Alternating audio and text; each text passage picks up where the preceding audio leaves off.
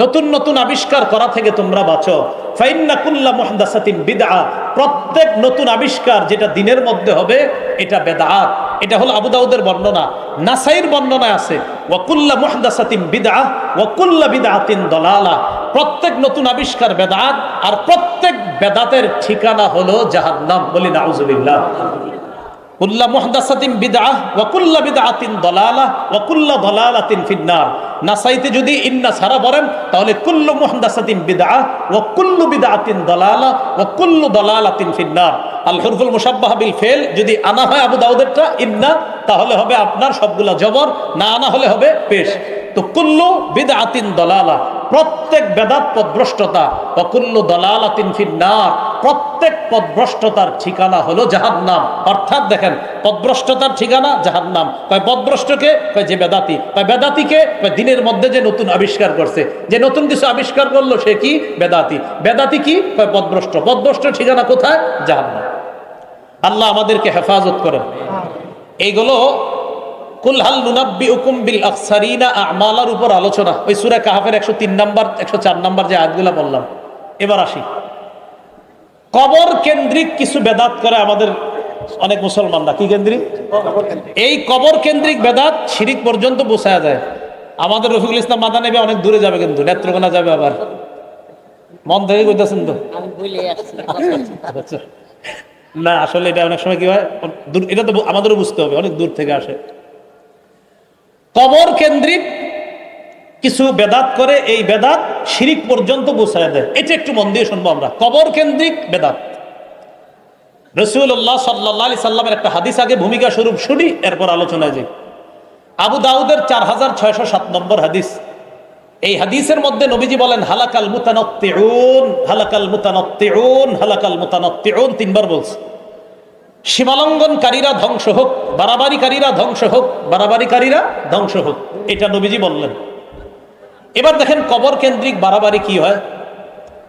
কবর কেন্দ্রিক বাড়াবাড়িগুলো এমন পর্যায়ে পৌঁছে, ভালো মানুষদেরকে আমরা কবর কেন্দ্রিক বাড়াবাড়ি করি, ভালো মানুষদেরকে কেন্দ্র করে। শাহজালাল রহমতুল্লাহ আলাইহি এদেশে ইসলামের দাওয়াত দিচ্ছে, ওনার কবরকে কেন্দ্র করে বাড়াবাড়ি করে অনেকে, সেটা শিরিক পর্যন্ত যদি পৌঁছে যায়, ওই শিরিক হারাম। এই বেদাতকে আমরা কোনো মুসলমান প্রশ্রয় দিতে পারে না। শাহজালাল রহমতুল্লাহ আলাই তিনিও যদি, আল্লাহ যদি তারে আইনা এই কর্মকাণ্ড দেখাইতেন, তো তার ওই আবেগী ভক্তদেরকে সর্বপ্রথম লাঠি পিটা করে সেখান থেকে বের করতেন। কারণ তিনি ইসলামের দাওয়াত নিয়ে আসছে এই দেশে। তার কবরকে, কবর এটা আমরা অবশ্যই বলি কবর জিয়ারত করতে হবে, মাজার জিয়ারত করবো, কোনো সমস্যা নেই, কিন্তু কবরকে কেন্দ্র করে কোনো বেদাত এটা আমরা করব না। যারা করবে তাদেরকে আমরা প্রশ্রয় দিব না, দিতে পারি না। এই জন্য জানেন, আমাদেরকে অনেকে ভুল বুঝে। কি কয় জানেন? এরা আল্লাহ অলির বিরোধী, এরা মাজার বিরোধী। বিষয়টা এমন না, আমরা কোনো আল্লাহর অলির বিরোধী না, আমরা কবর জিয়ারতের বিরোধী না, আমরা মাজার জিয়ারতের বিরোধী না, আমরা বিরোধী বেদাতের। আল্লাহ বুঝার তৌফিক দান করে। সহিহ বুখারীর বর্ণনা 427 নম্বর হাদিস। নবীজির 3 বিবি, দেখেন মজার ব্যাপার, এই হাদিসে 3 বিবির কথা। হাদিসের বর্ণনাকারী আম্মাজান আয়েশা সিদ্দিকা, যাদের ব্যাপারে বর্ণনা এরও নবীর আরো 2 বিবি, উম্মে হাবিবা, উম্মে সালমা। সুবহানাল্লাহ। বুখারীর বর্ণনা 427 নম্বর হাদিস। আম্মাজান আয়েশা সিদ্দিকা বলেন, আন্না উম্মে হাবিবা ও উম্মে সালামা, উম্মে হাবিবা এবং উম্মে সালামা, তারা দুইজন, এরা কি করছে? এই দুইজন জাকারাতা কানিসাতান, এই দুইজন একটা গির্জার কথা উল্লেখ করেছে। উম্মে হাবিবা, উম্মে সালামা, এই দুইজন একটা গির্জার কথা উল্লেখ করেছে। একটা গির্জা তারা দেখছে। এই গির্জাটা কি? কোথায়? বিল হাবাসা, হাবশায়। একটা গির্জা হাবশায়। আচ্ছা, ভালো কথা তো, এখানে গির্জা হাবশায়, তো সমস্যা কি? তো তারা গির্জায় যে হাবশায় যে গির্জা দেখছে, দেখার পর দেখছে ফিহা তাসাবির, ওই গির্জার মধ্যে অনেক ছবি, অনেক মূর্তি। হাবশায় একটা গির্জা দেখছে, গির্জার মধ্যে ছবি, মূর্তি। ফাযাকারাতা লিন-নবী সাল্লাল্লাহু আলাইহি সাল্লাম, ব্যাপারটা আল্লাহ রাসূলকে জানাইলেন, হুজুর হাবশায় একটা গির্জা দেখলাম, গির্জার মধ্যে কিছু ছবি দেখলাম, ভালো মানুষের ছবি, ঘটনা কি? নবীজি বললেন, শোনো, ইন্না উলাইকা ইযা কানা ফীহিমুর রাজুলুস সালিহু ফামাতা বানাউ আলা কবরিহি মাসজিদা।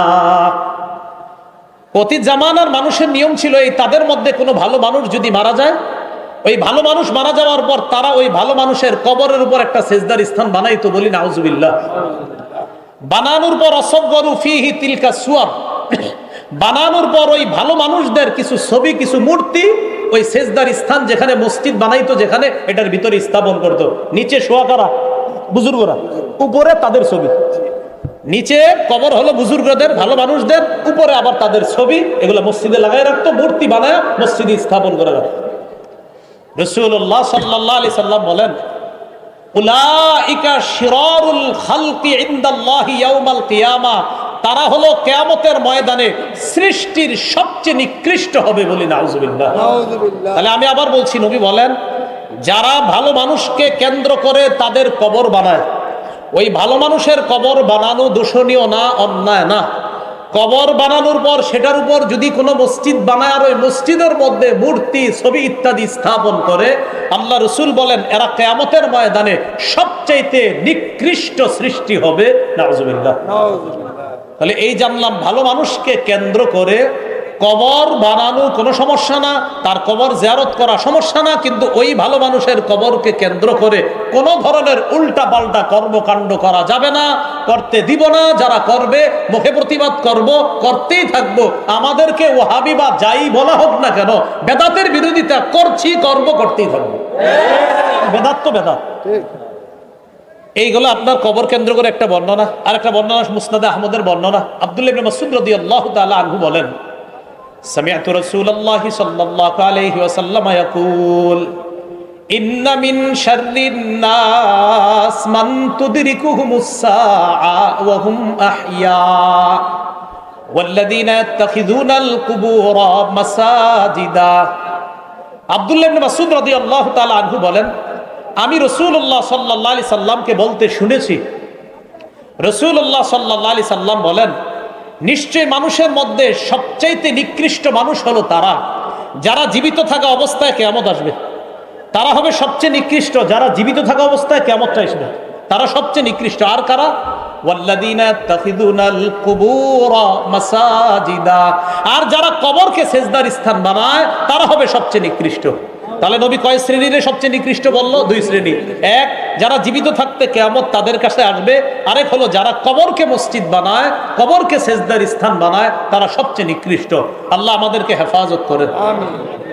সহিহ বুখারীর 435 নম্বর হাদিস।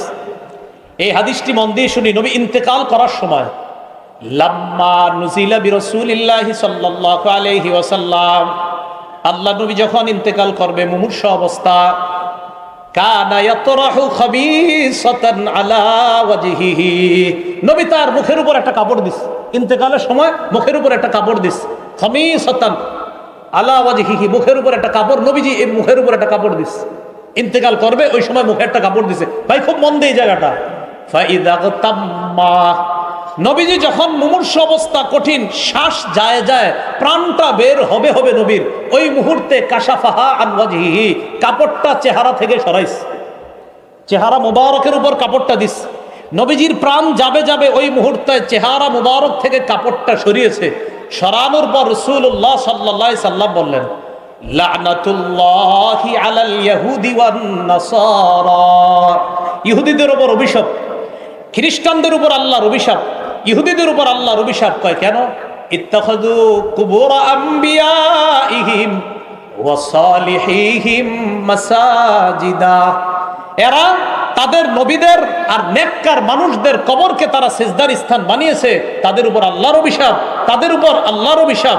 ইহুদিরা তাদের নবীদের কবরকে সিজদার স্থান বানিয়েছে, খ্রিস্টানরা তাদের নবীদের কবরকে সিজদার স্থান বানিয়েছে, ভালো মানুষদের কবরকে সিজদার স্থান বানিয়েছে, তাদের উপর আল্লাহর অভিশাপ। এই কথা বইলা ইউহাজ্জিরু মা সানাউ, তারা যা করে এটা যেন আমার উম্মত না করে। মুমূর্ষু অবস্থা, রাসূল ইন্তেকাল করবে করবে ওই মুহূর্তে এই কথা বলে গেছে। হ্যাঁ, কত গুরুত্ব। চেহারা কাপড় সরায় বলতেছে, এই শোনো শোনো, ইহুদিদের উপর অভিশাপ, খ্রিস্টানদের উপর অভিশাপ, তারা নবীর কবরকে সেজদার স্থান বানাইছে। কি বুঝাইছে? আমিও ইন্তেকাল করব, আমার কবরে কিন্তু এরকম বানাইবা না। নবীজি বুঝাই গেছে। এইগুলো আপনার আরেকটা বুঝলাম, কবর সম্মান করি, কবর জিয়ারত করি, কবর জিয়ারতের পক্ষে আমরা, আল্লাহর ওলিদের পক্ষে আমরা, আল্লাহর ওলিদের কবর এর জিয়ারত করব, কোনো সমস্যা নাই। কিন্তু এটা কেন্দ্র করে বেদাতের বিরুদ্ধে আমরা আছি, থাকবো, এতে আমরা কোনো আপোষ করবো না। বেদাত বেদাত, এটাতে আপোষ করার সুযোগ নেই। এবার আরেকটা হাদিস শোনেন, সহিহ মুসলিমের বর্ণনা 1075 নম্বর হাদিস, পকেটের মোবাইল অনুযায়ী, মানে কি মোবাইলে হাদিস মিলে অনেকে, ওই অনুযায়ী 1075, যদি ওটা না বললে কিচ্ছু হবে না, আমার এমনি বলে দিলাম, ফাও মিলে নেন। আর মাদ্রাসার পাঠ্যপুস্তক অনুসারে 532 নম্বর হাদিস। আমাদের মাদ্রাসায় যে পাঠ্যপুস্তক এটা ইন্টারন্যাশনাল ভাবে ফলো করা হয়, আর আপনারা মোবাইলে যে উস্তাদ ওইটাতে 1075। এই হাদিসের মধ্যে আসছে নবী ইন্তেকালের 5 দিন আগে, কয়দিন আগে, মানে ইন্তেকালের 5 দিন আগে আল্লাহ রাসূল সাল্লাল্লাহু আলাইহি সাল্লাম বলে যাইতেছে 5 দিন আগে। আমি নবীকে ইন্তেকালের 5 দিন আগে বলতে শুনেছি, ইন্নী আবরাউ ইলাল্লাহ বিন আইয়াকুনা লাকুম খলিল। রাসূলুল্লাহ সাল্লাল্লাহু আলাইহি সাল্লাম বলেন, আমি আল্লাহর কাছে মুক্ত মিন আইয়াকুনা মিনকুম খলিল, তোমাদের মধ্যে কেউ আমার খলিল হওয়া থেকে আমি আল্লাহর কাছে মুক্ত, মানে মানুষের মধ্যে আমার অন্তরঙ্গ বন্ধু নাই। নবীজি বলতেছে ইন্তেকালের 5 দিন আগে। কেন অন্তরঙ্গ বন্ধু নাই? ফাইন্নাল্লাহা ক্বাদ ইত্তাখাযানি খলিলা কামা ইত্তাখাযা ইব্রাহিমা খলিলা। কেননা আল্লাহ তাআলা ইব্রাহিম নবীকে যেমন খলিল হিসাবে গ্রহণ করেছে, আমাকেও তার খলিল হিসাবে গ্রহণ করেছে। তাহলে খলিল কয় নবী হইল? আমরা খালি বলি ইব্রাহিম খলিলুল্লাহ, না, মুহাম্মদ সাল্লাল্লাহু আলাইহি সাল্লামও খলিলুল্লাহ, আবার হাবিবুল্লাহ। তাহলে নবী ইন্তেকালের 5 দিন আগে বলে আমার কোনো খলিল নাই মানুষের মধ্যে, কারণ ইব্রাহিম নবীকে আল্লাহ যেমন অন্তরঙ্গ বন্ধু বানাইছে, আমাকেও তেমন বানাইছে। খলিল অর্থ অন্তরঙ্গ বন্ধু। ইব্রাহিম নবীকে যেমন আল্লাহ খলিল হিসাবে গ্রহণ করেছে, আমাকেও খলিল হিসাবে গ্রহণ করেছে। শোনো, লাউ কুনতু মুত্তাখিজান মিন উম্মতি খলিলা লাত্তাখাযতু আবু বকরিন খলিলা। আমার উম্মতের কাউরে যদি আমি অন্তরঙ্গ বানাইতাম, আমি তো বানাই নাই, যদি অন্তরঙ্গ বন্ধু কাউকে বানাইতাম তাহলে আবু বকরকে আমি অন্তরঙ্গ বন্ধু তথা খলিল হিসাবে গ্রহণ করতাম। কিন্তু আমাদের নবীর কোনো খলিল নাই মানুষের মধ্যে। বলেন তো নবী কার খলিল? এই কথাটা ইন্তেকালের কয়দিন আগে বলছে। এরপর নবী বললেন, আলা শোনো, ওয়া ইন্না মান কানা ক্বাবলাকুম, শোনো তোমাদের পূর্ববর্তী জাতি কি করছে? ইত্তাখাযু কুবুর আমবিয়াইহিম ওয়া সালিহিহিম মাসাজিদা, তারা তাদের নবীদের কবরকে আর নেককার মানুষের কবরকে সেজদার স্থান বানিয়েছে। আলা ফালা তাত্তাখিজুল কুবুর মাসাজিদা, শোনো আমি নবী তোমাদেরকে বলে যাচ্ছি, তোমরা কবরকে সেজদার স্থান বানাবা না। আল্লাহ আমাদের সকলকে কথাগুলা বুঝার তৌফিক দান করেন। আমিন। কবরকে কেন্দ্র করে মেলা বসা যাবে না। বলেন কি বসানো যাবে না? মেলা বসানো যাবে না কবরকে কেন্দ্র করে। দলিল আবু দাউদের বর্ণনা 2042 নম্বর হাদিস। এই হাদিসে রাসূল সাল্লাল্লাহু আলাইহি সাল্লাম বলেন, قال رسول الله صلى الله عليه وسلم لا تتخذوا بيوتكم قبورا ولا تتخذوا قبري عيدا وصلوا علي فإن صلاتكم تبلغني حيث كنتم।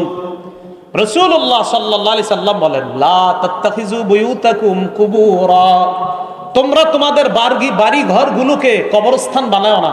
তোমরা তোমাদের ঘরগুলোকে কবর বানাও না। ঘর কবর হয় কেমনে মনে রাখবেন? নফল নামাজ না পড়লে, কোরআন তেলাওয়াত না করলে, তাসবিহ না পড়লে, জিকির না করলে, সুবহানাল্লাহ না পড়লে ওই ঘর কবরের মতো হয়ে যায়।